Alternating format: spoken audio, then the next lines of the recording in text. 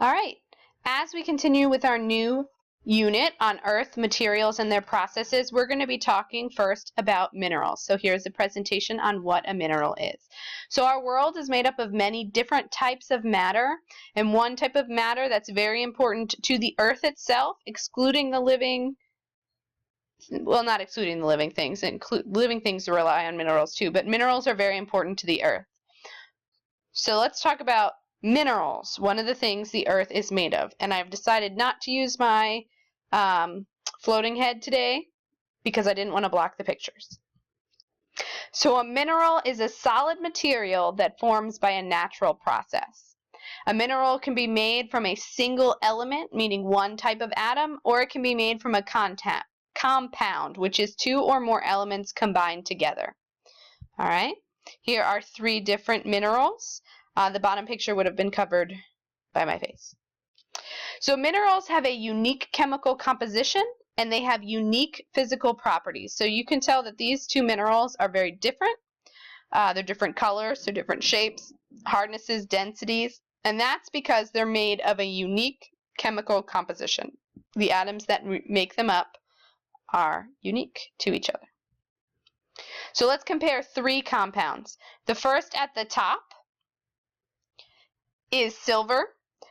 All right, silver is a soft, shiny metal made of simply silver atoms.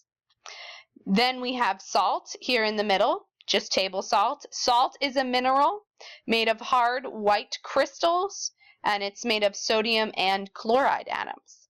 At the bottom, we have another mineral you might be familiar with, a diamond. A diamond is a hard, translucent crystal, all right? And diamonds are made of just carbon atoms. Minerals are formed by natural processes, all right? For example, when hot lava cools, a mineral might form, or in a cave as water drops from the ceiling or pools at the bottom. There might be chemicals in the water that then come together and form a mineral. Minerals often form when rocks are exposed to high pressure, so they're pressed very closely together for a very long period of time, and high temperature, so deep in the earth like where lava is. Gemstones that are made in a laboratory are not minerals. So scientists have figured out ways to make gemstones, emeralds, diamonds. These synthetic stones are not minerals because they're not made in a natural way.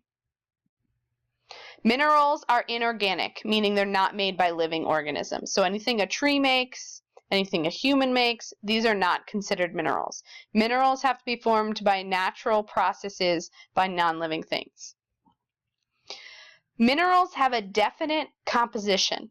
That means that a certain type of mineral is always made of the same type of atoms. So for example, silver at the top is always made of silver atoms and only silver atoms. You can see them, that square here is an example of what those silver atoms look like put together. Quartz is always made of silicon dioxide.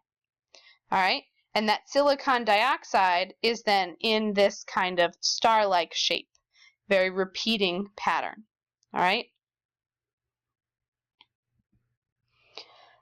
Minerals are always solid crystals. All minerals are solid. So ice can be considered a mineral because it is a solid, but water is not considered a mineral because it is not solid. Minerals are solid crystals. All minerals are crystals, but not all solids are crystals. All right, a crystal is arranged in a repeating pattern. The atoms of a crystal are arranged in a repeating pattern. So take a look at the quartz. It's a repeating triangular shape that makes these kind of stars. All quartz is the same. Silicon dioxide arranged in this pattern. Glass, although very similar to quartz, have similar properties, is not a crystal because you can see that the silicon dioxide is not arranged in that nice repeating pattern. Sometimes you get kind of a little bit of that repeating pattern, but it's not throughout the whole piece of glass, so it is not considered a mineral.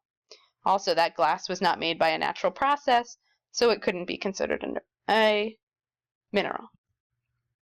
Minerals are solid crystals, but some minerals are made of exactly the same atoms, but just arranged in a different crystal pattern.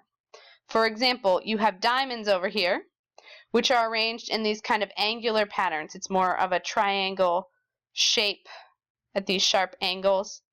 And then you have graphite, also made of carbon atoms, but they're in rows. See these layers? So even though these minerals are made of the same material, they're both made of carbon, they're very different and they have different physical properties because of the way the atoms are arranged. Graphite is dull, it's not see-through, it's soft, and it's very common. If you were writing with a pencil, you'd be using graphite right now. Diamonds are very brilliant, very bright. They're transparent, you can see through them, and they're extremely hard. Plus, they're extremely rare because they require very high pressure to be formed. All right, minerals all have unique physical properties, meaning that the way that they look and their hardness. All right, a mineral's chemical makeup, with the atoms that make it up, determine what its physical properties will be. So it determines its color, determines the shape of the crystal, determines the hardness, etc. All right? Minerals are very important to Earth. They're all formed by natural processes made of different atoms in different unique patterns. Thank you so much for listening.